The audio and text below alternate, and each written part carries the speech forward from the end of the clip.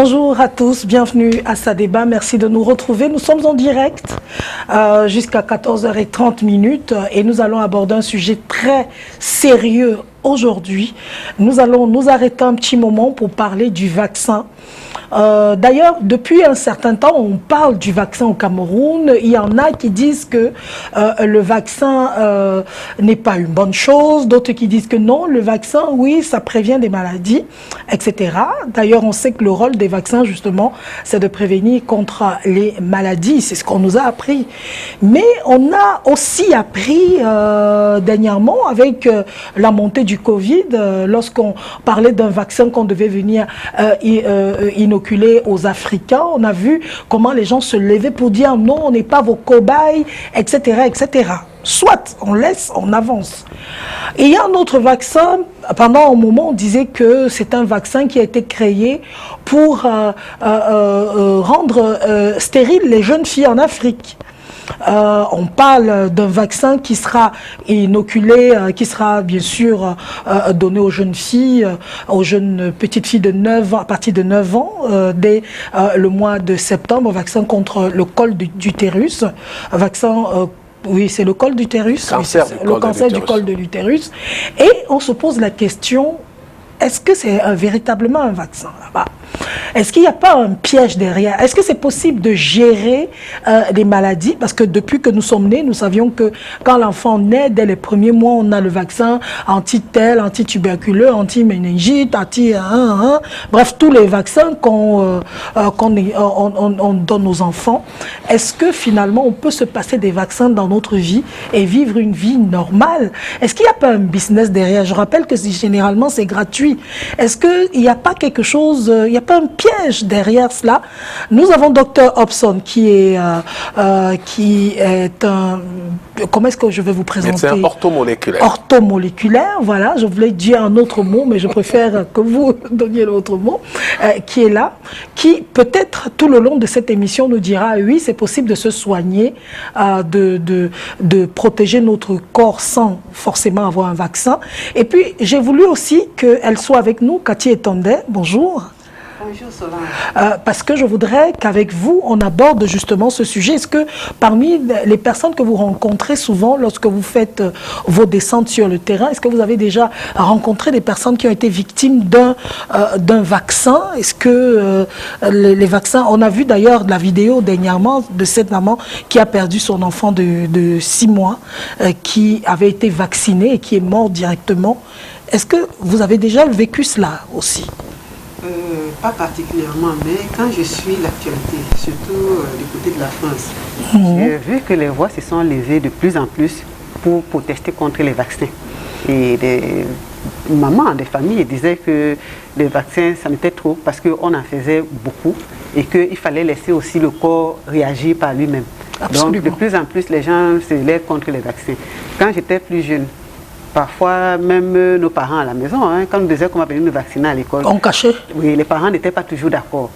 Et il y a aussi certaines personnes qui nous disent qu'ils ne sont pas d'accord. Parfois, les gens m'ont dit, on a vacciné l'enfant contre la rougeole et l'enfant a eu cette rougeole. On dit qu'on a même vacciné les enfants contre la poliomyélite. Ils sont devenus plutôt handicapés.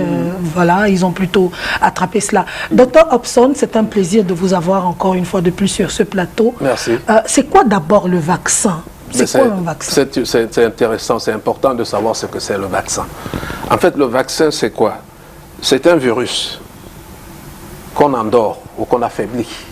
Et on l'injecte dans le corps en espérant que le corps va créer des anticorps pour que le vrai virus qui va arriver, le corps puisse le neutraliser. Parce qu'on a un système immunitaire qui est divisé en deux. Il y a le système inné et puis il y a le système acquis. Donc le système acquis, c'est comme une mémoire. On appelle ça une mémoire immunologique. C'est-à-dire que chaque fois que le corps est en contact avec un virus, il note ce virus-là. S'il le combat, il garde la mémoire de ce virus-là, il crée des anticorps, de manière à ce que la prochaine fois, il peut le neutraliser. C'est pour ça qu'il y a des gens qui peuvent avoir de la grippe et qui ont déjà tellement... Ils savent déjà comment ils prennent ça, ils n'ont plus besoin même d'aller à l'hôpital parce que leur corps a déjà travaillé ça. Tout à fait, c'est le système immunitaire. Donc, qu'est-ce qui se passe avec le vaccin? Essentiellement, on endort un virus. C'est un peu comme si vous preniez un lion ou un tigre. vous injectez les tranquillisants dans ce tigre-là, il s'endort, et puis les autres tigres commencent à s'approcher de vous, ils vont voir que vous avez dompté ce tigre, ils vont avoir peur de vous. Mais le problème, le danger du vaccin, c'est quoi? C'est que, qu'est-ce qui se passe? C'est que ce tigre que vous avez dompté peut se réveiller après et vous dévorer. Et c'est ce qu'on appelle la facilitation de l'infection par les anticorps. C'est-à-dire que le vaccin devient le problème maintenant. Au lieu de protéger, il crée plutôt des cas. Et c'est ce qu'on voit avec le vaccin du col de l'utérus à travers le monde. Partout où il a été administré, on a constaté, on a des statistiques. Ce n'est pas de l'imaginaire, ce n'est pas de la conspiration. Mais justement, je voudrais poser la question à Cathy d'abord, avant d'évoluer. Cathy, vous qui êtes maman, est-ce que vous avez fait tous les vaccins de votre enfant? J'ai fait les vaccins que j'ai jugés nécessaires. Ah! Parce que généralement, quand on accouche, on est jeune ou bien parfois on est peureux, on vous donne une liste de vaccins avec les rendez-vous, il faut venir, il faut venir, il faut venir. Au départ, j'ai tout fait. Tout ce qu'on m'a demandé et j'ai très bien suivi. Mais avec le temps, on en demandait tellement que je me renseignais pour savoir si ça va avoir de l'impact. Je ne dis pas que les gens ne fassent pas les vaccins, hein. C'est important parce que ça a résolu certains problèmes. Les vaccins qui ont été administrés à mon fils l'ont empêché d'avoir certaines maladies. Je me rappelle que quand il était à la maternelle, un de ses camarades était mort de méningite. Et on a demandé à tous les parents de vacciner leurs enfants. Là, je l'ai fait. Mais après, à force d'entendre que les vaccins ont créé tel problème par-ci, tel problème par-là, les vaccins contre la polio, je les ai faits. Et chaque fois qu'on a les médecins, il y avait une campagne. Quand on arrivait chez moi, je les faisais volontiers. Parce que j'estimais que ça ne posait aucun problème. On n'avait pas encore appris que ces vaccins avaient créé des problèmes. On était peut-être dans le noir, 100 ans dans le noir, comme dit souvent. Peut-être. Mais après, j'ai commencé à prendre un peu de recul quand j'ai suivi ce que les parents disaient que les enfants, à force, ils avaient tellement de vaccins. Là-bas, c'est très grave, on n'en a même pas la moitié ici. Hein. Voilà. Ils avaient tellement de vaccins qu'ils ils ont commencé à protester. C'est là où moi aussi je me suis dit, je vais prendre du recul, je vais d'abord bien me renseigner avant de vacciner l'enfant. Oui. Docteur Hobson, est-ce qu'on peut dire aujourd'hui que trop de vaccins peut tuer même le corps? Absolument, trop de vaccins peut tuer le corps parce que moi je suis pour une immunisation naturelle. Et je pense que le corps humain peut le faire. Et le corps humain le fait déjà.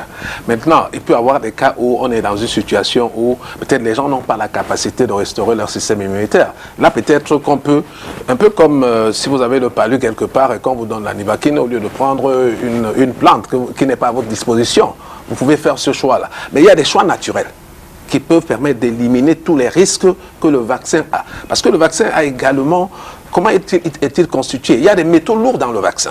Il y a l'aluminium, il y a du mercure, d'autres métaux qui sont dangereux pour la santé. Vous comprenez? C'est documenté. Donc, au lieu... Bon, je sais que c'est un grand business et on va peut-être arriver à ce point-là, mais pour moi, il y a des vaccins certainement qui ont sauvé des vies dans des conditions qu'on connaît, mais il y a des vaccins qui ne sont pas nécessaires. Hein? Et au cas de ce vaccin-ci dont on va parler, n'est pas nécessaire parce que partout dans le monde où il a été administré, on n'a pas vu de progrès. Plutôt, on a vu une augmentation des cas. Augmentation des cas, c'est-à-dire? C'est-à-dire que vous avez une population administrée qui a été vaccinée. Le vaccin est là pour prévenir les cas de cancer de col de l'utérus en temps normal. Mais vous arrivez dans un pays où pendant longtemps, on n'avait pas administré ce vaccin, les cas, il y avait une décroissance des cas, c'est-à-dire une réduction des cas. Une fois qu'on a administré le vaccin, on voit une augmentation des cas. Plutôt les filles ont de plus en plus, il y a de plus en plus de cas de cancer du col de l'utérus. Mais justement, la question est de savoir, est-ce que c'est vrai ce que nous on entendait, je ne sais pas si vous avez aussi entendu, que le but était d'exterminer la population africaine et de faire en sorte que les filles deviennent stériles. Est-ce que c'est vrai? Est-ce que c'est possible de stériliser une personne avec un vaccin, ou alors c'est seulement les commentaires de sous-quartier? Non, mais ce n'est pas les commentaires de sous-quartier. Si vous suivez, vous allez dans le net, vous allez voir les déclarations des grandes organisations, par exemple l'organisation de Bill Gates, qui ont dit qu'il y a une surpopulation en Afrique. En réalité, l'Afrique est 3 fois la taille de la Chine. Hein? Donc, il n'y a pas de raison qu'on parle de surpopulation en Afrique. Vous comprenez un peu? On n'a même pas encore 2 milliards de personnes et les gens se plaignent déjà qu'il faut contrôler la population. Ça n'a pas de justification. Vous comprenez un peu? Donc quand on parle de surpopulation, ça nous amène à croire que les gens ne veulent pas qu'il y ait plus de population en Afrique. C'est aussi normal que ça. Donc ce n'est pas de la conspiration, ce n'est pas de l'imaginaire. Vous allez voir dans le net plusieurs présentations du Bill Gates Foundation où on parle de la surpopulation en Afrique. Comment contrôler la population dans le monde. En parlant on n'est pas nombreux. Alors on n'est pas nombreux, on est 3 fois la taille, par exemple, d'un pays comme la Chine. On est 3 fois la taille de l'Europe. Donc il n'y a pas de raison qu'on parle de surpopulation. Mais comment comprendre donc cet acharnement contre la population africaine? Il y a un problème derrière? Justement, les gens se posent des questions. Pourquoi on s'intéresse tellement à l'Afrique? Et bon, quelque part, on va dire c'est un continent pauvre. C'est pour ça que nous disons que, avec l'exemple de la Covid-19, nous avons prouvé qu'on a des ressources ici et qu'on peut immuniser nos enfants de manière naturelle. Et qu'il y a moi, j'ai des mamans qui sont venues me voir depuis peut-être 2-3 ans qui avaient depuis l'enfance, leurs enfants n'ont pris aucune vaccination. Okay? Depuis l'âge de 3 mois, ils n'ont pris aucune vaccination. Ils prennent des trucs naturels et ces enfants-là se portent bien.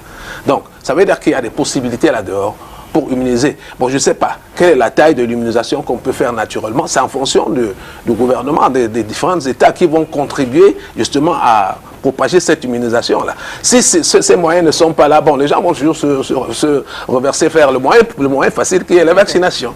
Voilà. Oui. Ce que moi je veux comprendre, dernièrement, avant qu'on ne rentre dans le col de l'utérus, puisqu'on va en parler, on a beaucoup de temps encore, dernièrement on parlait de ce fameux vaccin contre le Covid qu'on pensait venir inoculer en Afrique aux Africains, d'abord les utiliser comme des cobayes, etc. Et puis on a vu les personnalités africaines, tout le monde s'est levé, a fait une petite vidéo, non, nous ne sommes pas des cobayes, nous ne sommes pas vos comment on dit ça, vos cobayes, nous ne sommes pas, voilà, voilà, des bêtes de somme pour venir essayer des choses sur nous. Et puis après, on n'a plus jamais parlé de ça. Dernièrement, on apprend que la Russie a sorti le vaccin contre le coronavirus et ils vont commencer par eux là-bas. Est-ce que ce n'est pas aussi quelque part dans les Africains, c'est comme si on veut seulement se plaindre parfois pour rien, je ne sais pas. Non, on ne veut pas se plaindre pour rien. On a déjà prouvé qu'on peut trouver des solutions africaines à la Covid. Donc on l'a déjà fait. Hein? Jusqu'à présent, il n'y a pas encore de vaccin, mais nous avons prouvé à travers d'autres moyens qu'on peut contrôler cette pandémie-là. La Chine l'a prouvé également, avant nous.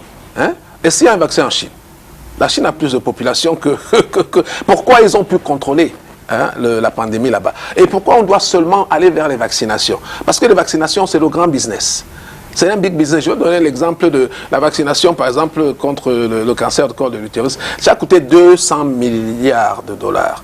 On a vacciné à peu près 100 millions de filles à travers ces pays occidentaux. C'est de l'argent qui vient des contribuables de manière directe ou indirecte. Hein, et ça va dans les coffres des groupes pharmaceutiques. Vous comprenez? Ce n'est pas de l'argent qu'on reverse quelque part. Donc c'est de l'argent, c'est un business. En fait, vous voulez dire que tout ça, c'est parce qu'il y a un business derrière? Mais absolument. Absolument, il y a un business derrière. On va peut-être parler de la science, mais dans la science, je dis, il y a plusieurs manières. Moi, je suis un médecin orthomoléculaire et je crois qu'il y a toujours des solutions, il y a toujours une solution naturelle. Hein? Il y a toujours un antidote naturel quand il y a un problème. Mais de plus en plus même, on peut commencer à renforcer nos systèmes immunitaires. Hein? À travers l'éducation, si on peut éduquer les gens, leur dire ce qu'il faut prendre pour renforcer la... Pourquoi le Covid n'attaque pas les personnes d'un certain âge? Parce que leur système immunitaire est plus renforcé que celui des personnes qui ont un système immunitaire déprimé. Vous comprenez? Donc pourquoi on ne peut pas le faire pour toutes les maladies? Si on le faisait pour toutes les maladies et pour tout ce qu'il peut avoir comme pandémie, je pense qu'on amènerait les gens à user plutôt de leur système immunitaire en le renforçant naturellement. Et quand on renforce son système immunitaire, on n'a pas de souci. On n'a pas peur que on va être infecté par tel ou tel virus, ainsi de suite. Parce que le corps va toujours faire son travail de défense. Je voudrais aller un peu dans le sens du docteur, en que j'ai travaillé avec un médecin dans le cadre de mes activités. Et lui, il me disait, il parlait justement de la manière de renforcer le système immunitaire et qu'on peut le faire naturellement. Il m'a par exemple dit que le premier vaccin qu'on inocule à un enfant à la naissance, c'est le lait maternel. Or, on n'explique pas aux gens pourquoi est-ce qu'on insiste que les mamans donnent le lait maternel à leurs enfants. Parce que si les mamans savent que le lait maternel est un vaccin, beaucoup vont se lancer là-dedans. Les jeunes filles ne vont plus se plaindre que leurs seins vont tomber et ainsi de suite parce qu'elles vont savoir que c'est pour le bien de leurs enfants. Maintenant, on peut aussi renforcer notre système immunitaire selon ce que disent certains spécialistes comme Dr Hobson, à travers notre alimentation. Absolument. Pourquoi est-ce qu'on ne nous explique pas que si on mange tel ou tel aliment, ça renforce notre système immunitaire? Si on explique bien aux populations ce qu'ils doivent faire, je pense que ça va épargner tous ces vaccins. Bon, peut-être il y a un business derrière. Peut-être certains sont utiles, les autres pas. Et peut-être que ça dépend aussi de l'endroit où on se trouve. Absolument. Je pense qu'il faut donner la bonne information aux populations. Maintenant, on vaccine ceux qui en ont réellement besoin, au lieu de prendre tout le monde alors que ça ne va pas forcément résoudre le problème. Alors que ça ne va pas forcément résoudre le problème. Donc, vous êtes d'accord avec elle comme les autres qui disent que le sein, l'allaitement maternel est le premier vaccin d'abord pour l'enfant? Absolument, absolument, parce que déjà le système immunitaire inné de la maman est plus avancé, c'est-à-dire le système immunitaire acquis de la maman a plus d'informations que celui de l'enfant. Quand un enfant vient de naître, comme je vous ai dit, il y a deux systèmes immunitaires, il y a deux parties. La partie acquise, c'est celle qui permet de se défendre contre l'environnement, les virus qu'on trouve dans l'environnement. Donc, chaque fois qu'on a créé une mémoire, d'un pathogène, le corps va savoir comment se défendre contre cela. Donc, quand la maman donne son lait à l'enfant, c'est la première nourriture qui va permettre à l'enfant de renforcer son système immunitaire à la naissance. Vous voyez un peu? Mais au-delà de cela, il y a également d'autres tips, il y a beaucoup d'astuces. Et j'en ai ici, je peux les distribuer aux gens, les gens qui ont des soucis pour renforcer les systèmes immunitaires. Vers la fin de l'émission, on va peut-être parler des astuces qu'on peut utiliser naturellement, aussi bien pour protéger les enfants que pour protéger les adultes, dans le renforcement du système immunitaire. Maintenant, nous ne sommes pas malheureusement enseignés. Oui, nous ne sommes pas enseignés. Nous ne sommes pas par enseignés. Personne. Effectivement. Tout ce qu'on sait, c'est qu'on doit aller suivre la médecine dite la médecine des Blancs. Allopathique. Oui, alléopathite, c'est ça, allopathie. Allopathique, voilà. C'est tout ce qu'on connaît. Personne ne nous enseigne, personne ne nous montre que, personne ne nous donne l'enseignement que vous êtes en train de donner aujourd'hui. Est-ce qu'il existe des aliments qu'on peut manger, qui peuvent protéger, qui peuvent prévenir, qui peuvent jouer des rôles comme le vaccin dans notre vie? Absolument, beaucoup d'aliments. Il y a beaucoup d'aliments qui sont là pour venir renforcer notre système immunitaire. Donc, déjà, dans l'alimentation, la première chose, on a démontré, parce que le système immunitaire, c'est un système, c'est-à-dire qu'il y a plusieurs entités. Donc, il fonctionne avec l'équilibre et la balance, c'est-à-dire que l'équilibre et l'harmonie. Donc, quand vous créez cette harmonie et cet équilibre-là, le corps fonctionne de manière optimale et il va se défendre toujours. Bon, ce qu'on conseille au niveau de l'alimentation, c'est plus les légumes et les fruits. Fruits et légumes. Il faut prendre beaucoup de fruits et légumes, de préférence les crudités. De préférence les crudités. Ça là c'est prouvé, ça va renforcer votre système immunitaire parce que les légumes et les fruits ont des nutriments qui sont nécessaires pour le bon fonctionnement du corps, de manière quotidienne. Donc quand vous les prenez régulièrement, ça renforce votre système immunitaire. Donc on va dire que quand Dieu créait le ciel et la terre, il a créé tout à la fois. Mais bien sûr. Donc l'homme ne crée rien en fait. C'est pour ça qu'on a le problème avec la médecine allopathique. Parce qu'elle va dans les laboratoires pour créer des molécules de synthèse. Au lieu de se contenter des molécules naturelles qui sont là, pourquoi on crée des molécules de synthèse? Parce que ça permet de gagner beaucoup d'argent. Vous savez, si je prends par exemple une plante ici en Afrique, je serais juste une molécule de ça. Je m'en vais dans un laboratoire et je commence à multiplier ça de manière artificielle. Je crée donc la copie de la molécule. C'est pas la copie naturelle, hein. C'est une copie artificielle de la molécule. Ça me permet maintenant de vendre ça au Par exemple, si la vitamine C qu'on vend je prends un exemple concret. La vitamine C se vend en pharmacie, c'est des gélules comme ça. Or, on connaît tous les fruits et les légumes qui sont riches en vitamine C. Absolument. Ça veut dire qu'au lieu d'aller acheter la vitamine C artificielle qu'on vend en pharmacie, je peux décider de me faire mes propres vitamines C à la maison avec mes fruits et mes légumes. Oui, mais en fait, la vitamine C qu'on vend dans, ça dépend. Ce qu'on vend dans les pharmacies n'est pas forcément artificiel. C'est des extraits minéraux. Ah, dans ce cas, alors, un autre exemple, un autre exemple, par exemple, le paracétamol. Paracétamol. Qui est là pour combattre la fièvre et peut-être les inflammations. Pourquoi on ne peut pas prendre les plantes qu'on a à notre disposition? Qui jouent le même rôle? Ou qui jouent le même rôle, qui vont faire la même chose. Moi, j'ai mon stop palu qui fait la même chose. Il est même plus fort que le paracétamol parce qu'il ne cause aucun problème dans le corps. Si quelqu'un a le palu, là, maintenant, je lui donne, ça combat et les douleurs et la fièvre, ça baisse tout au même moment. Et c'est des plantes. Moi, je vais donner un exemple. J'avais toujours la grippe. Et une dame m'a dit un jour, quand tu as la grippe, bon, au départ, on me disait, quand tu sens que ça commence, il faut boire de l'eau. Je buvais de l'eau. Mais quand je ne suis pas vigilante, la grippe s'installe. La dame m'a dit, ce que tu peux faire, tu achètes des oranges, tu suces des oranges et c'est fini. Oui, vitamine C. Oui, et puis c'est ça, je ne prends pas autre chose, les oranges. Et j'ai un autre exemple. J'ai ma nièce qui est aux États-Unis, quand le corona a commencé, comme elle était un sujet fragile, ses collègues croyaient qu'elle allait attraper à tout moment et qu'elle n'allait pas tenir parce que beaucoup de gens étaient partis et elle avait une surcharge de travail. Et elle prenait le ginger, on lui avait demandé de prendre le ginger avec le miel. Curieusement, elle tenait parce qu'elle faisait des remplacements et tout. C'est après qu'elle avait de la force.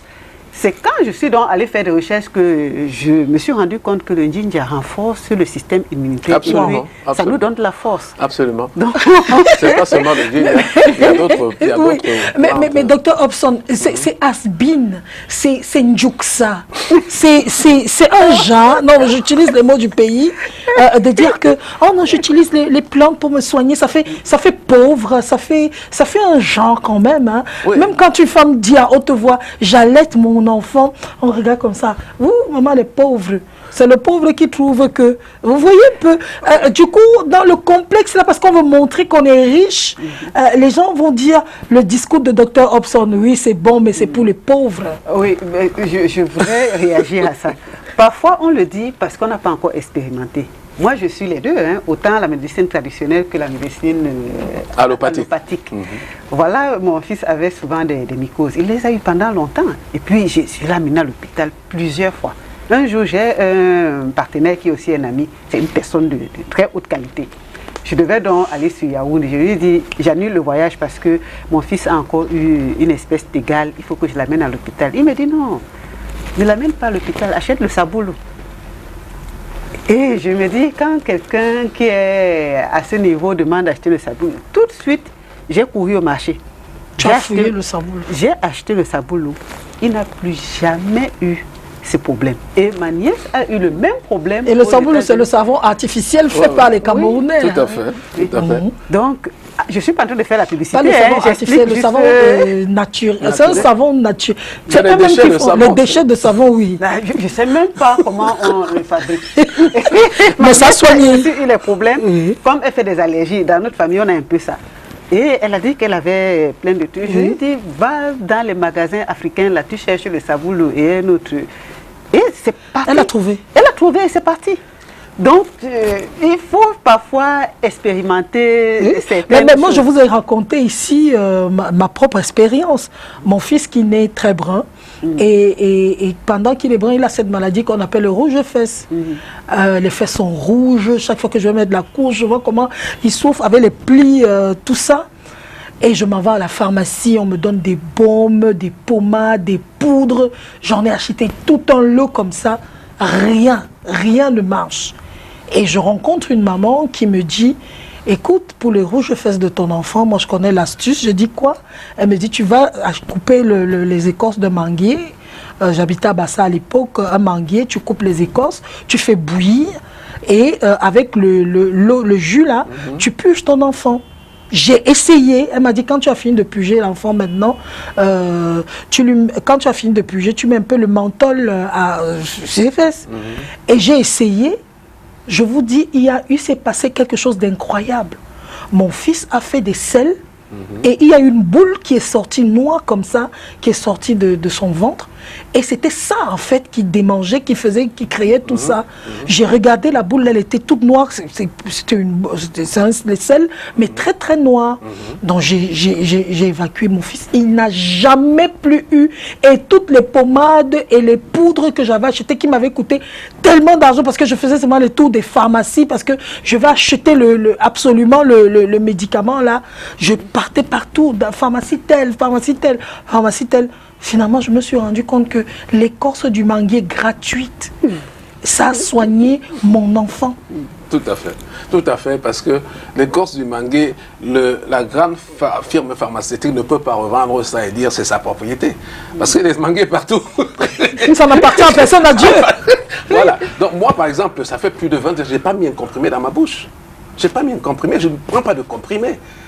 Je ne peux pas avoir un mot de tête, je prends quelque chose d'artificiel, une molécule de synthèse, je ne mets pas ça dans mon corps. Je ne mets pas. Mais docteur Hobson, pour vous qui avez vécu quand même aux États-Unis pendant des années, vous y viviez même toujours, est-ce que ça ne fait pas quand même un peu contradictoire? Non, ce n'est pas contradictoire. Parce qu'aux États-Unis, depuis que l'Internet est arrivé, il y a un mouvement de conscientisation qui s'est installé aux États-Unis. De plus en plus de gens qui ont une certaine éducation et qui peuvent faire des recherches ne vont plus voir un médecin pour poser des questions au médecin, pour demander au médecin de leur donner des solutions. Ils posent des questions au médecin pour savoir si le médecin est à la hauteur. Non, mais autrement, c'est comme ça que ça se passe. C'est-à-dire que moi, j'ai découvert la médecine des plantes depuis des années. Ça fait plus de 25 ans aujourd'hui. Donc, quand je l'ai découverte, je l'ai adoptée.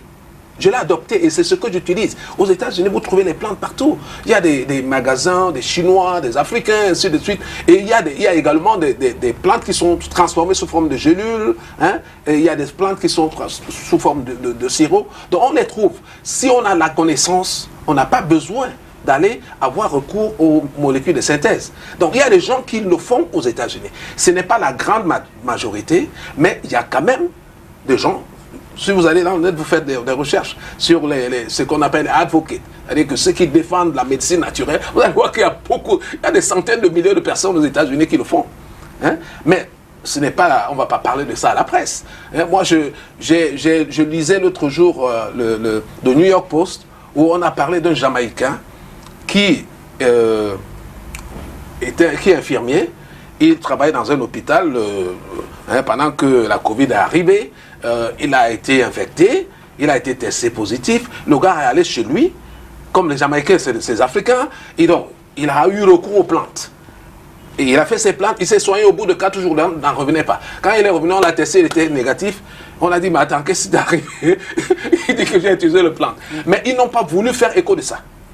CNN n'a pas parlé de ça.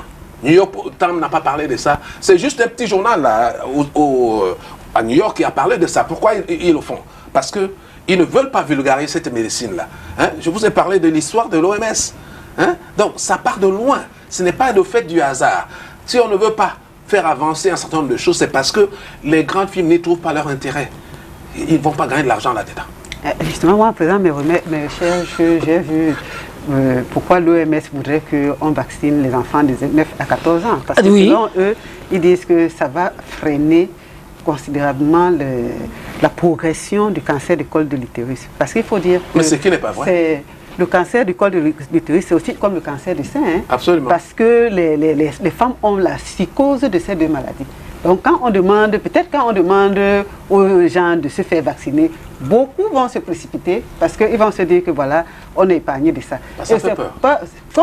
Comme on a trouvé, j'avais vu une émission sur le cancer du sein. On parlait de la génétique. Les gens sont allés se faire enlever les seins parce que on a disait qu'ils avaient des prédispositions au cancer du sein. C'est dire à quel niveau la psychose s'est installée. Et il y a une dame qui a eu l'ablation de son sein et elle allait rencontrer un autre médecin et le médecin lui a dit qu'elle n'avait même pas de prédisposition, mais elle n'avait plus de sein. Donc je crois aussi que les gens il faut avoir un minimum d'honnêteté. Les gens doivent être sincères. Il faut dire que le monde actuel est dirigé par des personnes qui ont envie de se faire de l'argent à tout prix. C'est-à-dire, et quand on découvre le point faible des gens, on voit du jour dans quelle mesure on peut gagner de l'argent derrière eux. Ça, c'est extrêmement dangereux parce que si ce vaccin n'est pas important, si on doit exterminer une partie de la population, qui est-ce que va nous honorer? Parce que ceux qui font ça, si c'est parce qu'ils sont très riches ou bien ils veulent rester seuls sur la terre et tout ça, c'est nous qui les honorons. Si quelqu'un détruit par exemple toute la population de son pays, il va diriger qui? Donc on doit voir ça. Même si on a besoin de l'argent, vraiment, il faut un minimum d'humanité. Est-ce qu'il y a encore de l'humanité, même en ces laboratoires pharmaceutiques aujourd'hui? Je ne pense pas. Parce que quand vous êtes animé, motivé par des intérêts mercantilistes, c'est-à-dire que vous voulez amasser le maximum, contrôler le maximum de personnes, c'est comme le pouvoir. C'est-à-dire que ça vous enivre, mais vous continuez à vouloir avoir le pouvoir, alors que vous avez déjà suffisamment de pouvoir pour faire tout ce que vous voulez faire sur la Terre. C'est un peu comme ça que le système capitaliste, je ne suis pas contre le système capitaliste, mais le système extrême, sauvage, se comporte comme ça. C'est-à-dire que les grandes firmes, quand elles commencent à gagner de l'argent, d'abord, elles sont un peu paranoïdes. C'est-à-dire qu'elles ont peur que si elles ne continuent pas à faire ce qu'elles font, elles vont perdre l'avantage. C'est une sorte de rapport de force. Ça devient comme une drogue. Oui, c'est comme une drogue, absolument. C'est-à-dire que si on va douce mollo là, on risque de perdre l'avantage qu'on a. Donc il faut qu'on continue à faire ce qu'on fait. Tant qu'on peut le faire et tant qu'on a la possibilité, le pouvoir, l'argent, on va le faire. C'est un peu comme ça c'est leur mindset, c'est leur mode de pensée, c'est un peu comme ça qu'ils fonctionnent. Donc, vous ne pouvez pas demander à une grande firme de changer ce fonctionnement. C'est des gens qui gagnent plus de 200 milliards de dollars par an. C'est beaucoup d'argent, mais ce n'est pas suffisant pour eux. Mais docteur, moi je vais dire, je parle en tant que quelqu'un qui travaille dans le domaine social. Ce n'est pas l'argent pour des milliards de francs qui font le bonheur. Oui. Parce que quand on voit, j'avais vu un documentaire, des gens qui étaient devenus extrêmement riches, si bien qu'ils s'ennuyaient de leur argent. Absolument. Qu'est-ce qu'ils ont fait? Certains sont allés créer le poker. Ils sont allés jouer au poker sous l'eau. Il y a quelqu'un qui a créé un cimetière sous l'eau. Et il y a un de mes amis qui m'a dit que lui, il avait vu un autre documentaire dans lequel quelqu'un qui était devenu très riche est allé voir une équipe de football. Il leur dit: prenez cet argent, je n'en peux plus, ne me rendez même pas compte. Donc, c'est pas en recherchant l'argent à tout prix et à tous les coups, ce n'est pas ça qui va nous faire notre bonheur. Au contraire, si on réussit à mettre un bout de cerise sur les lèvres de quelqu'un, voilà quelque chose de bien. Donc, il faut être raisonnable, il faut être humain. On voit comment les gens souffrent pour avoir même vacciné même les enfants. Parce que moi, je vaccinais mes enfants mon fils chez un pédiatre dans le privé. Ça coûtait cher. Beaucoup de parents n'ont pas les moyens de le faire. Et d'autres, ils partent même dans les hôpitaux publics. Parfois, là-bas aussi, c'est compliqué. Il faut essayer de voir la situation des humains sur la Terre, comment ils souffrent. Et puis, parfois, même quand on a ces maladies, si le vaccin contre le col de l'utérus va créer le cancer, combien de personnes on va faire souffrir parce qu'on a envie de supprimer une partie de la famille? Est-ce que ces gens-là partent vers les hôpitaux pour voir à quel point les gens souffrent? Moi, je suis actuellement à l'hôpital avec mon fils. Je vois l'ampleur de la souffrance, ce que c'est que la maladie. Je vois ce que les familles subissent. Certains n'ont même pas d'argent pour payer. Donc, il faut que ces gens-là viennent regarder comment les gens vivent et comment ils souffrent. Comment on fait même pour joindre les deux bouts au quotidien. Et maintenant, si on doit encore ajouter des lourdes charges aux gens parce qu'on peut se faire de l'argent, je trouve ça vraiment regrettable. C'est incroyable en tout cas. Dr Hobson, aujourd'hui, donc, on va revenir sur le fameux vaccin du col de l'utérus. Est-ce qu'on devrait permettre à nos jeunes filles de se faire vacciner? Est-ce qu'on devrait accepter ça? On ne devrait pas accepter ce vaccin. Pourquoi? Parce que ce n'est pas... d'après les recherches que nous avons menées, nous avons suffisamment d'informations aujourd'hui pour décourager cette campagne de vaccination. Parce que la campagne de vaccination doit être basée sur des faits avérés. ça ne doit pas être basé sur la foi en la vaccination. Parce que les gens croient, oh non, il faut la vaccination, tout le monde, il faut la vaccination, ou bien sur les intérêts privés. C'est pas comme ça qu'on doit décider de lancer une campagne de vaccination. Quand on veut lancer une campagne de vaccination, on se réfère à ce qui s'est passé peut-être dans d'autres pays. On voit, parce que le vaccin, pour qu'un vaccin soit un succès, il faut au moins une vingtaine d'années. Il faut une vingtaine d'années. C'est-à-dire qu'il y a tout un processus à suivre.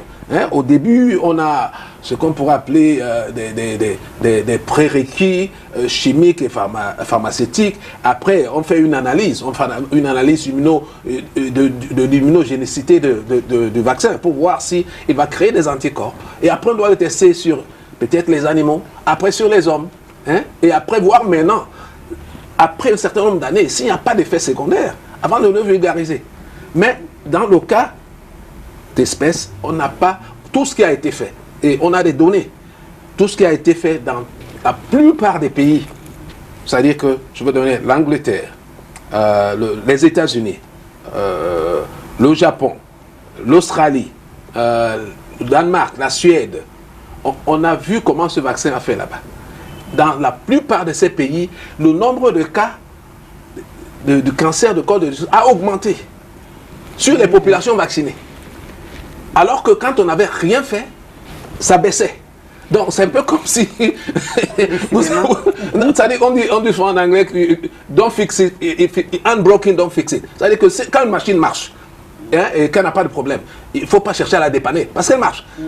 Ici, on cherche à dépanner une machine qui marche, alors qu'elle est en train de marcher normalement sans aide. On veut vacciner les enfants pour rien. Et dans tous ces pays-là, ce qu'on a constaté, c'est que la grande majorité de ces pays, le taux a augmenté. C'est-à-dire que les enfants, dans la population, on a vacciné les enfants. Quand on n'avait rien fait, parfois ça chutait de 50%. C'est-à-dire que les cas du vaccin de col de l'utérus chutaient de 50%, 45% ici, 25% là-bas, sans qu'on ne fasse rien du tout. Maintenant, une fois qu'on vaccine les gens, on voit que les cas sont en train d'augmenter. Et on veut administrer ce vaccin sur 300 000 filles au Cameroun. Mais c'est insensé. C'est insensé.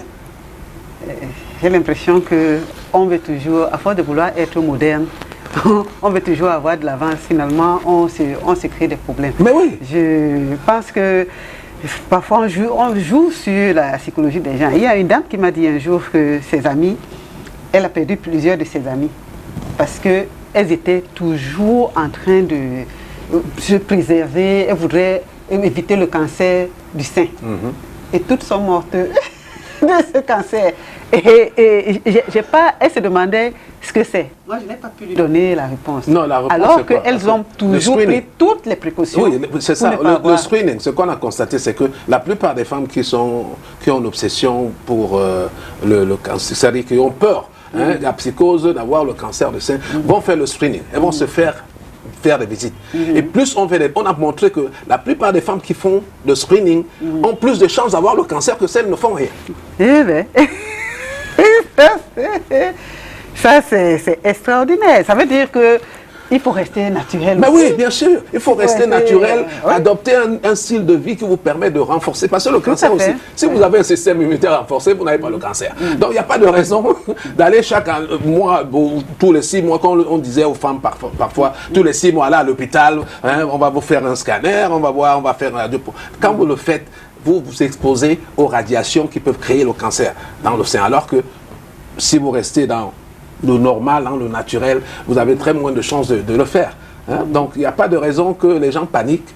Et je le dis toujours, il y a des solutions africaines, il y a des solutions naturelles à tout. Il n'y a rien sur la face de la terre. Est-ce que vous pensez, comme pense tout le monde aujourd'hui, que l'Afrique, c'est le futur, c'est l'avenir du monde? Est-ce que vous pensez ça? Si oui, pourquoi est-ce que les Africains ne font donc pas des choses vraiment pour que les choses essayent d'avancer justement avec... Oui. Non, mais moi je pense que l'Afrique, sur le plan de la santé, a beaucoup à offrir au monde. Maintenant, est-ce que nous aurons la volonté politique? Est-ce que nous allons avoir l'accompagnement des États pour réaliser cet objectif? C'est ça la grande question. ce n'est pas une question de manque de ressources, c'est une question de volonté politique et peut-être de coordination entre les États africains, parce qu'un seul État ne peut pas faire tout.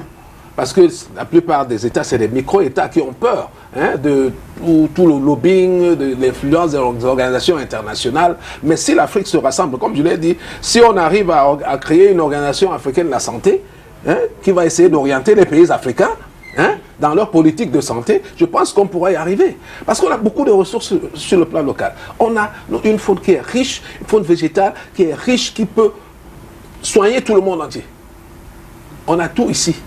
Maintenant, si on a un gouvernement qui a peur qu'on va lui taper dessus, mais on a vu quand même la façon dont les Africains, moi je lisais dernièrement la une du journal, un journal français, je cherche le titre exactement, pour ne pas dire n'importe quoi, c'était le Figaro. Il disait pourquoi est-ce que les Africains ont réussi à dompter le coronavirus. Et il y en a même encore qui sont allés loin. Moi, j'ai eu honte en disant que c'est parce que les Africains sont habitués aux microbes. Parce qu'ils vivent dans la saleté tous les jours, qu'ils ont réussi à dompter. Souvent, moi je trouve que c'est une insulte à notre endroit. C'est une insulte. C'est une insulte. C'est pas ça. C'est pas nous, vrai aussi, nous vivons dans ça. Bon, c'est vrai que c'est comme partout ailleurs. Mais dis-moi, là en Europe, aux États-Unis, où on se lave les mains, pourquoi les gens meurent là-bas? Si c'est les microbes. Non, je pose la question. C'est les microbes, non? Là-bas, on se lave les mains à tout bout de champ. Avant même Corona, on se lavait les mains. C'est pour ça qu'eux, ils sont protégés. Mais quand on va dans certaines zones aux États-Unis, on va voir que les Blancs meurent, les Noirs meurent, tout le monde meurt, alors qu'ils sont dans le même pays. Et ils sont même nombreux à mourir. Et ils sont même nombreux à mourir. Moi, je pense qu'il faut aussi dire la vérité, parce que nos frères qui sont à l'étranger nous disent qu'on est protégés ici, parce qu'on prend les remèdes traditionnels. Absolument. Ça peut être vraiment... Moi, j'ai pris les produits de Dr Hobson. Une fois, je me sentais tellement mal.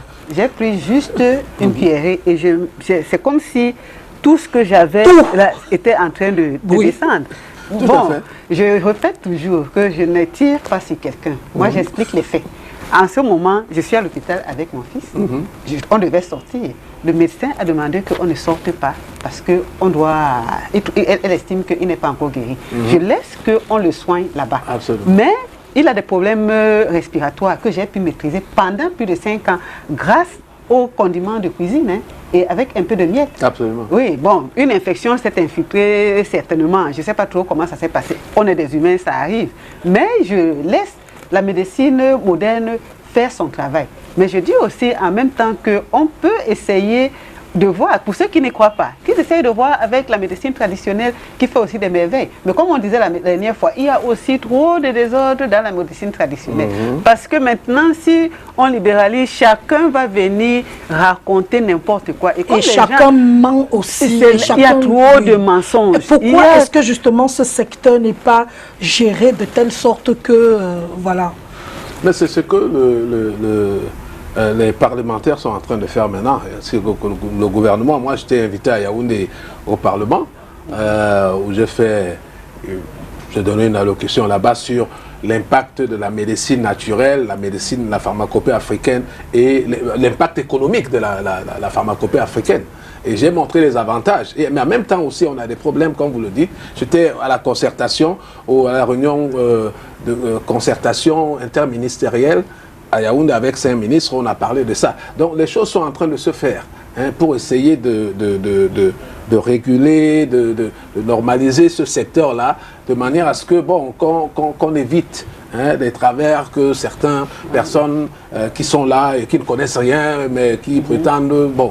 Et c'est eux qui font beaucoup de bruit, justement. Parce que ceux qui font le travail ne parlent pas beaucoup. Mais ceux qui ne font rien, c'est eux qui font du bruit. Moi, je pense aussi que on peut, parce que les Africains sont très intelligents, particulièrement les Camerounais, parce que les domaines dans lesquels les Camerounais excellent, même à l'étranger, vraiment c'est impressionnant. Et maintenant, est-ce qu'on sensibilise suffisamment? Peut-être que moi, une partie de mon travail consiste aussi à sensibiliser. Parce que si Dr Hobson, par exemple, fait des séminaires, si vous organisez des séminaires de sensibilisation, voilà, vous expliquez de plus en plus, les gens vont comprendre. Parce que tel que vous expliquez, et si à la fin du séminaire, les gens achètent les médicaments, vos médicaments, ou bien si vous les distribuez à certains, ils vont... C'est que certains ne veulent pas témoigner, mais docteur, ceux qui voudront témoigner vont expliquer à leurs proches que ces médicaments sont utiles. La question que je pose à Dr Hobson, est-ce que les gens n'ont pas souvent peur de vous faire confiance? On se dit, Dr Hobson, oui, ça ressemble au docteur qu'on voit partout là, qui font la pub à la télé, qui soignent 1000 maladies à la fois. Non, mais c'est normal que les gens aient une petite appréhension. Mais il faut comprendre que ce n'est pas seulement... Ça ne s'applique pas seulement à la médecine naturelle. Hein. Vous avez, il y a beaucoup d'erreurs médicales, par exemple dans la médecine allopathique. Hein. Il y a des gens qui vont dans les hôpitaux et il y a des médecins qui sont des brebis galeuses aussi là-bas, qui commettent des erreurs médicales. Maintenant, il faut que la personne... Moi, je pense que si réellement vous voulez mesurer la taille ou la compétence d'un naturopathe, essayez de l'interviewer, faites vos recherches, parlez avec avant de décider s'il va être capable à la hauteur de sa tâche ou pas. Hein, parce que le fait que quelqu'un vous dise seulement, bon voilà, j'ai une potion comme ça là, et elle marche, bon, prenez-la, ça va vous soigner, c'est pas suffisant. Oui, hein, c'est pour ça que moi je fais toujours une éducation. Quand quelqu'un vient me voir, je passe le temps à lui donner des informations sur ce que je fais et sur les options que la personne a. Et je vous dis, allez faire des recherches avant de revenir. Hein, je ne suis pas pressé. Vous comprenez? Donc, je pense que si quelqu'un est sûr de ce qu'il fait, il ne peut avoir de doute, ou bien il ne va pas se précipiter vers les gens pour leur demander de venir vers lui. Il sait que les gens viendront vers lui tôt ou tard s'ils savent qu'il est compétent. Ouais. Donc maintenant, il y a des brebis galeuses là qui sont là, qui vendent n'importe quoi aux gens et sans résultat, et qui ne peuvent même pas justifier, ça veut expliquer ça. Est-ce que c'est possible, Dr Hobson, de réglementer ce secteur? Oui. Et au point d'avoir des hôpitaux dans ce secteur, des cliniques dans ce secteur, et des médicaments qui seraient vendus même quelque part. Absolument. Et ça se fait déjà dans quelques pays africains qui ne sont même pas aussi avancés que le Cameroun. Si vous allez au Bénin, dans tous les hôpitaux, dans tous les dispensaires, il y a 2 sections. Vous avez une section de la pharmacopée africaine et vous avez une section de la médecine allopathique. Vous arrivez, vous avez les maux de tête, on vous dit, bon, vous pouvez prendre ça. Ça vient de la pharmacie, et vous pouvez également prendre ça, cette plante, ça là. Bon, c'est pourquoi je parlais de l'implication de l'État. Hein? Parce que si l'État s'implique davantage, ça va permettre qu'on soit comme par exemple le Ghana, le Burkina, hein, le Bénin, sont des pays qui ont déjà implémenté ça. C'est-à-dire que les gens ont le choix au départ. Parce que là-bas, ils ne sont pas Ndjouksa. Ils sont Ndjouksa.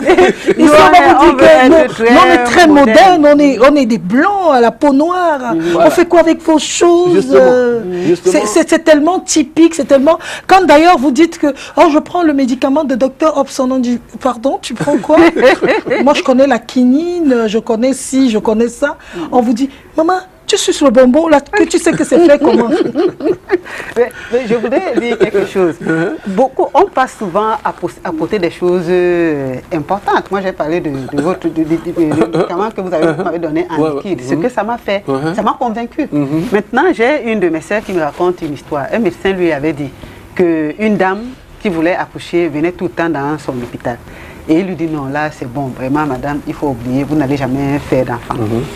Et plus d'1 an après, la dame revient accoucher dans sa clinique. Tout à fait. Et qu'est-ce qu'elle a fait? Elle a suivi le traitement traditionnel. Tout à fait. Et elle a accouché. Donc maintenant, il faut apprendre aux populations à faire la part des choses. C'est-à-dire que peut-être que c'est le mot traditionnel qui nous effraie aussi. Peut-être qu'il faut enlever traditionnel. Parce que quand on dit traditionnel, ça renvoie directement au marabout. Ça renvoie au marabout. Voilà. Ou bien médecine naturelle. Oui, africaine. Parce qu'il y a la médecine chinoise, il y a la médecine indienne, il y a la médecine allopathique. Et on consomme les produits de la médecine chinoise, qui n'est pas la médecine... Oui, qui n'est pas ça. Les Chinois ont ce qu'on appelle les médicaments naturels, hein, on appelle les médicaments traditionnels améliorés, les MTA. C'est-à-dire que c'est la même chose que vous avez vu là, que je vous ai donné, que les Chinois font. Le Simonov-Sic, par exemple, qui est utilisé ici depuis plus de 50 ans, c'est un médicament traditionnel amélioré. Hein? C'est amélioré, ce n'est pas un médicament allopathique. C'est des plantes qu'on a créées, avec ces plantes qu'on a créé cette pommade-là.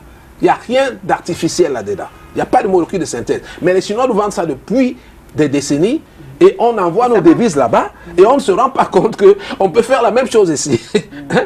Donc, c'est un peu ça. Moi, pour revenir à l'exemple, moi j'ai une dame qui est venue me voir qui avait le cancer du sein et que j'étais en train de traiter et depuis 5 ans, je cherchais un enfant. Donc, après 3 mois de traitement, elle tombe en grossesse. Elle ne comprend rien du tout. C'est-à-dire que, alors que ça cherchait l'enfant depuis 5 ans. Donc, j'ai traité son cancer et, en même temps, elle est devenue grosse. Alors que ce n'était pas l'intention. Comme vous dites, quand vous utilisez un médicament naturel, parfois, il fait beaucoup de choses dans le corps. Hein? Il peut aller pour traiter telle chose, mais il traite une autre chose. Parce que c'est en fait le corps qui se traite. Ce n'est pas ce médicament. Le médicament vient seulement restaurer le système. Hein, homéostatique du corps pour permettre au corps de mieux fonctionner. Donc c'est un peu ça. Vous avez parlé de l'interview tout à l'heure. Je pense que l'interview est très très importante. Ouais, parce que quand vous expliquez, les gens comprennent mieux et ils sont rassurés. Ouais. Mais j'en profite pour parler de quelqu'un, un de mes fils qui m'a dit, qui vous a suivi dans une autre chaîne de télévision.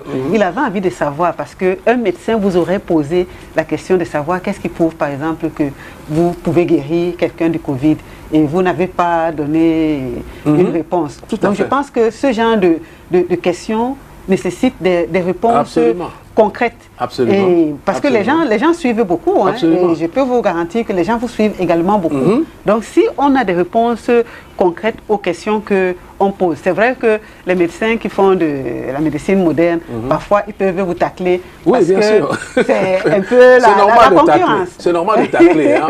Moi, par exemple, quand j'ai commencé à traiter le cancer ici, j'ai eu des femmes qui sont venues de l'hôpital général, qui avaient déjà fait tous les protocoles prescrits là-bas. Et le cancer est revenu, elles sont venues vers moi. Je ne suis pas allé faire la publicité, je les ai traitées. Et après, je demandais à ces femmes-là, est-ce que vous pouvez faire un témoignage? Elles ont accepté de faire témoignage. J'ai fait le témoignage et c'est après le témoignage que je suis allé parler aux gens de ça parce que vous avez un témoignage. Moi, je suis basé sur les témoignages. Hein. Vous allez sur le net, vous avez plein de gens qui ont fait des témoignages sur moi. Même sur le Covid, on a plein de gens. J'ai plein de gens qui m'ont envoyé des messages qui ont été testés positifs. Après 4-5 jours, ils guérissent de la Covid. Hein? Sans me vanter, je pense que mon médicament est celui qui a guéri les gens le plus vite possible. Le plus vite possible. Parce que, vous regardez les autres produits là dehors, c'est 2 semaines hein, pour guérir. Hein. Le mien faisait 4 jours. Les gens ont retrouvé leur santé. Certaines même personnes, avec des témoignages, ont retrouvé leur santé au bout d'un jour. Donc, ils ont envoyé des messages. Il y a plein de messages. C'est plein de messages, des documents qui sont là, que les gens peuvent aller vérifier. Donc, je ne peux pas dire quelque chose qui ne tient pas. Donc, pour dire à votre fils que, bon, j'ai plein de cas qui ont été guéris. Hein, plein, ils sont nombreux. Ah oui. Docteur Hobson, aujourd'hui, donc, il y a cette campagne qui va être lancée. Qu'est-ce que vous dites aux parents en ce qui concerne cela? Bon, moi, je dis aux parents, moi, mes enfants sont déjà grands, ils ne sont pas ici, mais ce que je peux dire aux parents, ce n'est pas une bonne décision de faire vacciner leurs enfants. Parce que ce qu'on voit aujourd'hui sur ce vaccin-là, c'est que c'est un peu comme l'hépatite. Vous posez la question de l'hépatite au Cameroun, on dit qu'il y a 10% de la population qui est infectée. Vous êtes posé la question, pourquoi on peut arriver à 10% de la population? C'est quand même beaucoup de personnes. Mais si vous allez sur le site de l'OMS, et là encore on va dire c'est les conspiratifs, l'OMS dans son site, ils ont dit les personnes nées entre 1945 et 1965 doivent faire le test d'hépatite. Parce qu'il y a une grande campagne qui a été faite pendant cette période-là. Et maintenant ce qui se passe c'est que si le virus se réveille, vous tombez malade. Vous tombez malade. Donc, il ne faut pas que cela arrive à ces femmes-là, qui ont leurs enfants aujourd'hui, que peut-être, bon, aujourd'hui, ça va, on vaccine, même si ça ne se manifeste pas. 10, 15 ans plus tard, bingo, on voit le cancer apparaître, on dit, mais ça vient d'où? Hein? Parce que c'est ce que je disais tout à l'heure, et ça s'appelle la facilitation de l'infection par les anticorps. On vous injecte le vaccin pour vous prévenir du cancer, mais finalement, vous avez le cancer plus tard. Plus tard. Alors, ça devait prévenir cela. Donc, je ne peux pas conseiller ça aux mamans. Nous avons fait une vidéo qui est en ligne et que nous sommes en train de demander au président de la République de faire quelque chose pour arrêter ce vaccin-là, parce que ce n'est pas bon pour ces filles-là. Hein? Et on a suffisamment de données, et je pense qu'il doit peut-être en avoir là-bas aussi, qui montrent que ce vaccin a échoué. Partout, il a été administré, et que les populations vaccinées ont constaté qu'il y a de plus en plus de cas.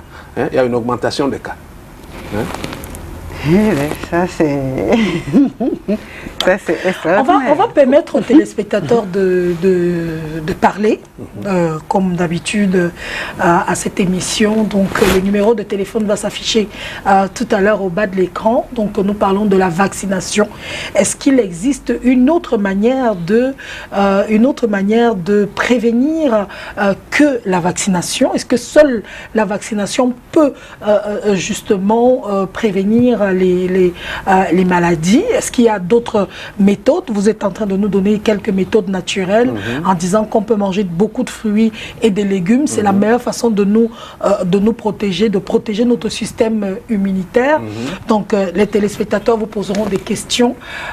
Docteur, une question, j'ai envie d'oser de vous poser cette question. Je ne sais pas si c'est normal de poser cette question à la télé, mais je voudrais vous poser une question. Est-ce que vous pensez vraiment que le coronavirus vit encore au Cameroun? Vraiment, quand vous voyez comme les Camerounais vivent tout ça tous les jours? Moi, quand je me base sur, disons, le feedback que j'ai sur la demande de mes produits, parce que les gens m'appelaient tous les jours, de 6h du matin à 22h, parce qu'il y avait des cas. Il fallait expédier le produit ici, à travers le Cameroun. J'ai été la première personne qui a commencé à expédier les produits parce que j'avais des produits qui étaient faciles à utiliser. Donc je pouvais facilement les expédier à Garoua, à Yagua, un peu partout, à travers les agences de voyage. Aujourd'hui, ça a baissé considérablement. Ça veut dire que quoi? Ça a baissé. C'est-à-dire que pratiquement, j'ai pas reçu. Avant, je recevais peut-être 100 coups de fil par jour. Aujourd'hui, je n'ai pas reçu un coup de fil aujourd'hui sur la Covid. Hier, j'ai reçu un seul coup de fil d'une dame qui m'appelait Yaoundé.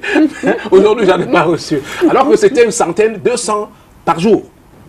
Donc, s'il n'y a plus de demande des produits, ça veut dire quelque part quand même qu'il n'y a pas une offre là-dehors. Je ne sais pas si vous voyez de quoi je parle ici. C'est un peu ce que Monseigneur a dit. Maintenant, c'est les autorités du ministère de la Santé qui vont déterminer en fonction de leurs statistiques. Mais à mon niveau, je pense que la Covid a énormément... Le taux de positivité a baissé, même le taux d'infection a baissé considérablement. Vous avez la même pensée, la même... Bon, comme je n'ai pas les statistiques... mais lorsque vous voyez les gens, est-ce que autour de vous... Parce que je voulais lui poser la question que j'aimerais savoir comment les Camerounais sont en train de bagarrer là pour que le Covid-19 finisse. Pourquoi lui, il n'intervient pas pour que ce Covid-19 là finisse en passant par les chats camerounais? Pourquoi je n'interviens pas? Je pense que j'ai posé la question aussi. Pour que ça passe. J'aimerais savoir, je dis ceci, j'aimerais savoir que ce médecin puisse intervenir en disant au ministère, peut-être en passant à la CATV pour parler comme il parle comme cela, pour que nous les citoyens camerounais, on sache que le Covid-19 est fini. Parce que il n'a pas dit que c'est fini. Le Covid-19 est encore là. Il faudrait que lui parle ça aux médias publics. Bon. Je crois qu'il y a une incompréhension. Voilà. Et d'abord, j'aimerais rappeler quand même au monsieur qu'il est en train de nous regarder. Oui. Ce n'est pas parce que ce n'est pas la CATV que ce n'est pas média public.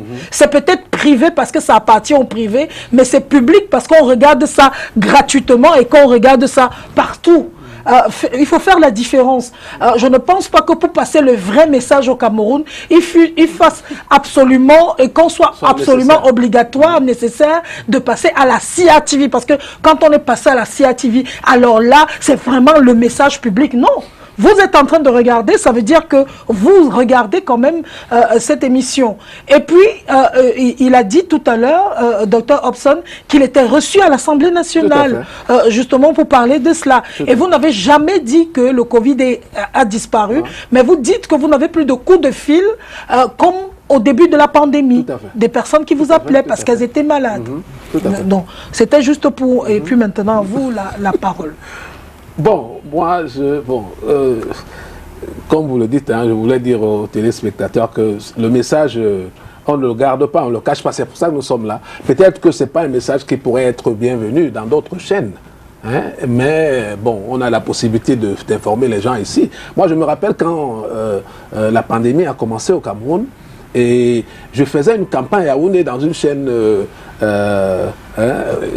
rivale, parce que je voulais sensibiliser les gens. Je parlais des 10 commandements pour éradiquer la Covid. Et je suis passé plusieurs fois dans des chaînes là-bas. Sauf que quand je suis arrivé à la CRTV, ça n'a pas été facile. Parce que, bon, ils avaient leur réglementation là-bas, des instructions, que tous les messages devaient passer par le ministère de la Santé. Donc, je ne pense pas que c'est un message comme ça, là, même si ce que je viens de dire là pourrait être peut-être facilement diffusé là-bas. Parce que j'ai vu cette expérience-là. Quand j'avais mon produit, je l'ai présenté là-bas après une bonne campagne, mais ça n'a pas été bien perçu. On a dit qu'il fallait passer par le ministère de la Santé et que le message devait être approuvé avant qu'on ne le passe. Donc c'est ça la réalité. Donc au monsieur, il faut lui dire que bon, peut-être qu'il n'est pas au courant de certaines réalités, mais bon, la chose publique n'est pas forcément pour tout le monde. Est-ce que finalement, l'ennemi du Camerounais, de l'Africain, n'est pas l'Africain lui-même? Moi, je pense que pour une grande part, c'est l'Africain qui est Parce qu'il y en a qui passent leur temps à dire que c'est plutôt le blanc qui est l'ennemi de l'Africain. Oui, allô, bonjour. Allô? Bonjour. Allô? Bonjour. Bonjour, on vous écoute. Bonjour. Oui, monsieur, nous vous écoutons. Oui, je suis le grand maître Mokoulimba. Oui, monsieur. Je suis le grand maître Mokoulimba.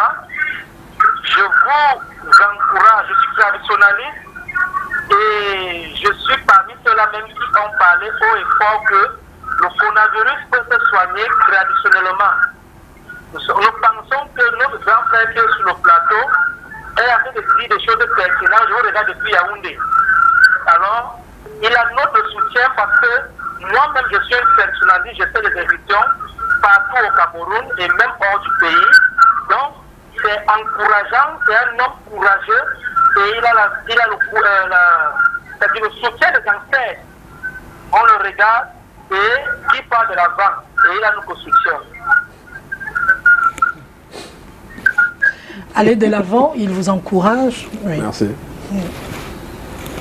Vous étiez en train de dire que justement qu'on parlait de l'ennemi de l'Africain. L'ennemi de l'Africain, c'est en fait l'Africain, parce que l'Africain est un peu victime de son propre sort.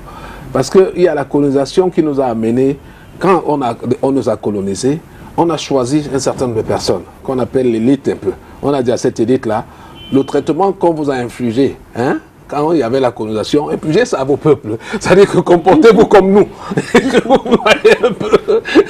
Comportez-vous comme nous. Et c'est un peu ce qui se passe en Afrique. C'est-à-dire que l'Africain ne voit pas son frère comme son frère. Il le voit plutôt comme un sous-homme quand il a les moyens, ou alors comme son ennemi quand il est dans l'opposition. C'est-à-dire qu'il ne voit pas les choses de la même façon. Alors qu'il devrait travailler pour la même cause. Il devrait travailler pour faire avancer les causes africaines. Donc c'est ça le véritable problème de l'Afrique. C'est pour ça que moi, quand le président malgache a eu le courage d'annoncer au monde qu'il a trouvé un médicament, c'était la plus grande joie que j'avais expérimentée dans ma vie. Pourquoi? Parce que pendant près de 2 mois, je parlais du vaccin, je parlais des solutions africaines. Et les gens m'attaquaient dans les réseaux sociaux. Ils disaient, mais celui-là, oh, vous parlez de quoi? Oui, il sort d'où? On ne le connaît pas et tout. Et allô, bonjour. Oui, bonjour. Allô? Allô? Oui, bonjour monsieur, bienvenue. Comment vous appelez? Vous nous appelez d'où? Bonjour, bonjour. J'aimerais un peu réagir à l'émission là, bonjour. Nous vous écoutons, monsieur. Je suis monsieur André, j'appelle depuis Yaoundé. Nous vous écoutons, Henri.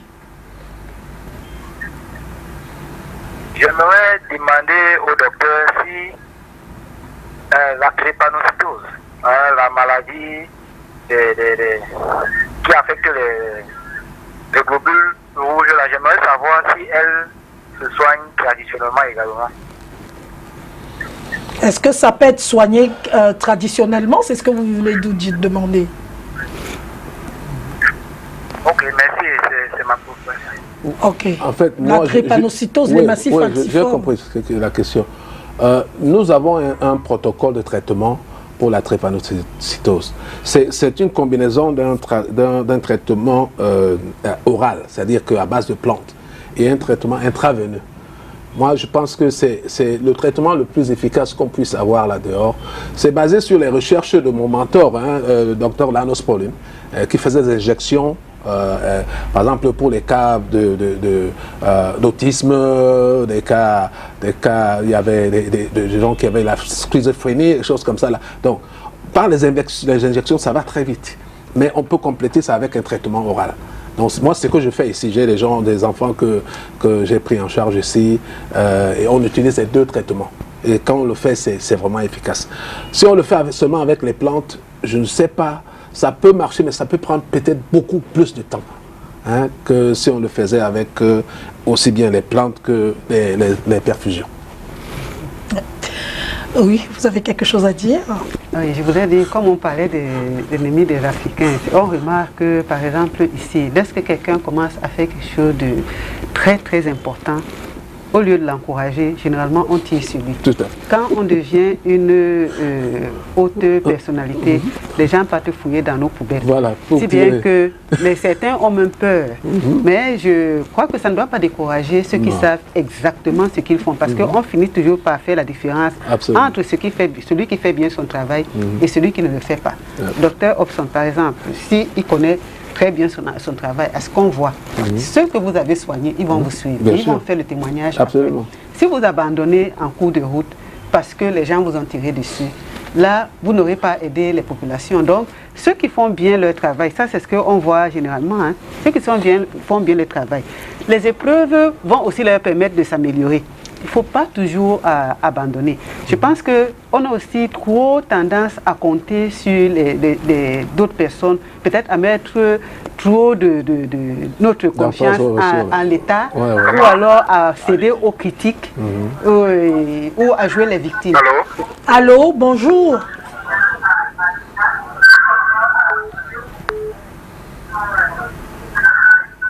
Allô, bonjour monsieur. Bonjour. Oui. Comment vous appelez? Vous nous appelez d'où?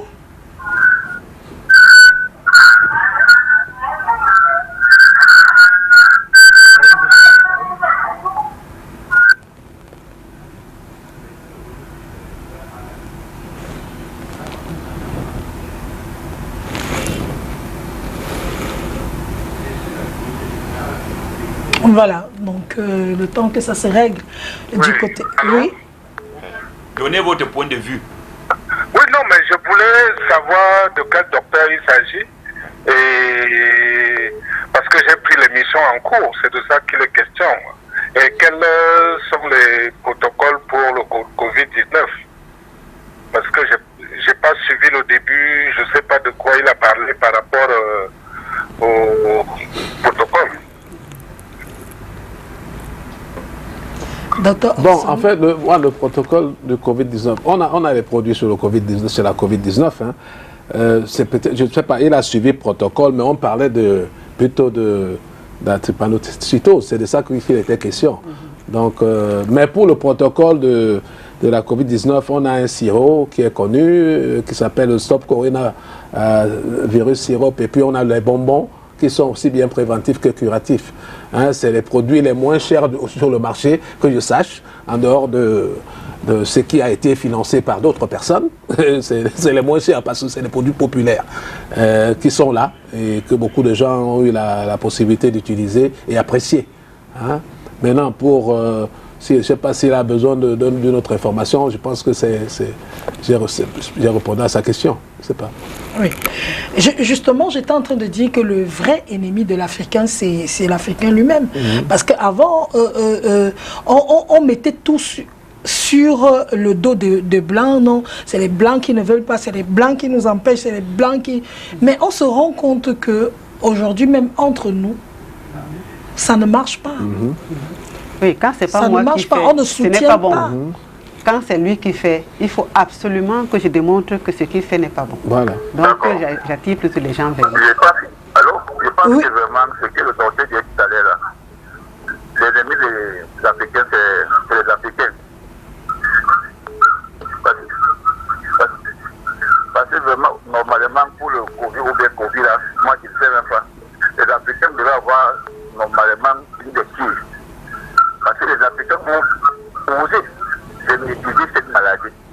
Pourquoi maintenant on a peur de parler? On ne doit pas avoir peur. Allô? Oui, nous vous écoutons, allez-y, monsieur. Pourquoi maintenant on a peur? On ne doit pas avoir peur. On doit montrer le blanc cette fois-ci qu'on a réussi, on a osé. Pourquoi tout le temps quand il y a des débats, les gens doivent toujours continuer, parler à côté?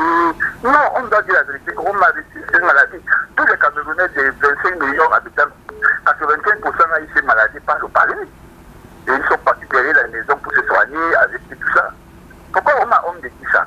Moi, parfois ça me dérange, madame, vraiment ça me dérange parfois. Merci beaucoup, c'est vrai. Ouais.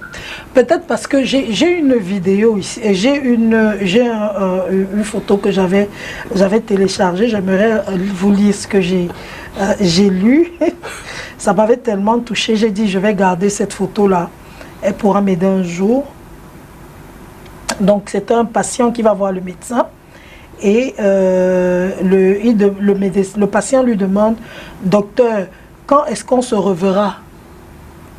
Le docteur lui répond: je ne suis pas un homme politique, je ne pourrais pas te dire. Ça veut dire que même les médecins n'ont plus de force parce que c'est la politique qui gère tout. C'est les politiques qui ont décidé du jour au lendemain qu'on va mettre les masques, il y aura les mesures barrières, il y aura ci, il y aura ça. C'est les politiques qui ont pris les décisions. On a vu en France, même docteur Raoult, qui vient plus tard pour dire que non, utilisez plutôt ça, ça, ça. La politique te dit non. Tu n'as plus rien à dire. C'est incroyable. Oui, c'est ça le drame un peu. Il dit, moi je ne suis pas un homme politique, donc je ne peux pas te dire quand est-ce qu'on se verra. Je pense que c'est normal que l'État réglemente la manière de faire des populations dans un pays. Mais parfois aussi, on en fait un peu trop avec la politique. Parce que la politique a ses codes. Quand on vient mélanger avec d'autres choses, le social et autres, ça ne marche pas. Parce que moi, j'ai du mal à comprendre, par exemple, le langage des hommes politiques. Parfois, il y a un peu d'intérêt derrière et d'autres choses. Par contre, moi, en tant que travailleuse sociale, organisation de la société civile, je suis là pour aider. Quand il y a un problème comme celui-là, si Dr Hobson et d'autres médecins ou, je ne sais pas moi, des biologistes et autres, me convainquent que ce vaccin n'est pas bon, en tant que travailleuse sociale, vraiment, j'irai sur le terrain et sensibiliser et aller voir l'administration qui de droit pour leur dire qu'il ne faut pas administrer ce vaccin. Maintenant, les gens font tellement d'amalgame qu'on ne sait même plus qui fait quoi. Beaucoup de décisions sont prises en fonction du bord politique dans lequel on se trouve. Et puis, on a tendance à tirer les uns sur les autres. Par exemple, si je suis dans le parti de Solange et que Dr Hobson dise quelque chose qui est même normal, quelque chose qui est vital, on va tirer sur moi tout simplement parce qu'il ne faut pas qu'on parle de lui. Je crois que nous devons faire attention parce qu'il y a des choses qui nous amènent vers la mort. Il y a des choses qui nous détruisent.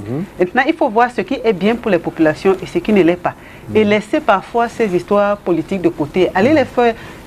Il y en a qui ont été à l'école pour ça. Quand ils le font, vraiment, ils s'en sortent. Mais maintenant, ceux qui n'ont rien à voir, ou bien qui ont besoin de résoudre des problèmes réels, il faut les laisser résoudre leurs problèmes et ne pas toujours venir apporter la politique à l'intérieur parce qu'on voit les conséquences que ça a créé. Nous qui sommes sur le terrain, quand on va dans certains endroits qui sont pro tel parti, on croyait par exemple au Covid, à toutes les mesures gouvernementales.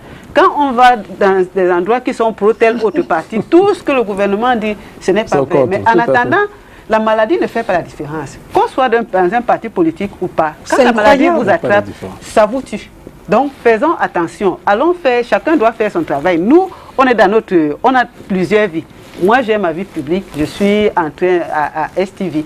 Après, j'ai mon travail. Je travaille avec l'administration, je travaille avec le secteur privé et ainsi de suite. Après, j'ai même ma vie privée. Quand je rentre, je fais à manger, je peux aller à un deuil, je peux aller à un mariage. Je fais la part des choses, je ne mélange pas. Donc, c'est ce que je pense aussi que c'est comme ça qu'on devrait vivre en ce moment. Parce que l'amalgame l'a créé déjà beaucoup de problèmes. Et après, nous, toutes les dérives là, on les vit. Parce que quand les gens sont butés, ils reviennent nous voir. Et ça nous donne beaucoup de travail. Parfois, on n'a même plus de solution. Donc, faisons attention. Docteur Hobson, on va bientôt se séparer. Je voudrais votre conclusion justement face à ça aujourd'hui, face à ce que nous étions en train de dire. Qu'est-ce qu'on peut retenir? Ce qu'on peut retenir, c'est que moi, je viens ici avec un point de vue scientifique. Il y a des données. Je ne suis pas là pour m'attaquer aux campagnes de vaccination. Je suis là pour parler, pour protéger ces pauvres filles, ces petites filles qui n'ont pas de voix. Donc, c'est pour ça que je suis là. Et j'ai rassemblé un certain nombre de données qui me permettent de parler de ça. C'est des données qui sont avérées, vérifiables, qui viennent de grandes organisations, de tous ces grands pays qui ont utilisé ce vaccin. Donc, on ne vient pas ici pour faire une campagne contre une vaccination. On est ici pour informer les gens que ce vaccin ne va pas apporter une prévention chez ces filles-là. Ça va plutôt les exposer au danger. C'est ça la vérité. Et nous avons toutes ces informations ici. Ça a été le cas dans plusieurs pays occidentaux. Et aujourd'hui, on veut faire de nos filles, plus de 300 000 jeunes filles de 9 à 14 ans, des guinea pigs, des cobayes. C'est dangereux pour leur avenir. On ne doit pas les exposer à ce vaccin. Je pense qu'on doit l'arrêter. Et c'est pour ça que nous avons pris la peine de faire une vidéo pour demander au chef de l'État de mettre son œil et d'arrêter cette vaccination parce qu'elle n'est pas nécessaire et elle va mettre la vie des filles en danger. On n'a pas besoin de ça ici, au Cameroun. C'est le message que... Cathy Etondé, un dernier mot? Oui, je dirais que nous devons être sérieux. Il faut aller à la bonne source quand on a besoin des informations. Maintenant, ceux qui sont aussi chargés de nous donner ces informations, vraiment ne mettez pas les sentiments personnels, dites-nous la vérité, ne mettez même pas de l'argent derrière. Parce qu'on va gagner beaucoup d'argent, comme Solange disait au début, les gens vont construire des maisons Corona et quand ils vont vieillir, ils seront heureux, seront-ils heureux de dire à leurs enfants que c'est grâce au Corona que je me suis enrichi. J'ai escroqué l'argent déjà. Parce que j'ai escroqué l'argent. Vraiment, ayez pitié de Mais nous. quelqu'un a posé la question dernièrement, Jean, vous qui vendiez les masques chers et les gels hydroalcooliques chers, vous vendiez tout cher. Vous aviez dit à combien d'immeubles? Oui. Et même s'ils ont des immeubles, c'est des immeubles ils ont eu ça comment? En tout cas, merci beaucoup de nous avoir regardés, chers téléspectateurs et ceux qui nous ont appelés, merci. Également, Dr Hobson, c'est toujours un plaisir et un honneur de vous avoir sur le plateau parce que vous nous apportez beaucoup de vérités, des vérités qu'on n'ose pas souvent dire, voilà. Et merci aussi, Cathy Etondé, vous avez joué le jeu ce matin, cet après-midi encore. Merci, je voudrais remercier tout particulièrement une fidèle téléspectatrice de sa débat qui m'a envoyé un paquet de dollars parce qu'elle était très contente de mon intervention. Merci Solange de penser aux populations. Voilà. Moi je n'ai pas le dollar, on m'a donné à l'autre. C'est incroyable. Portez-vous bien.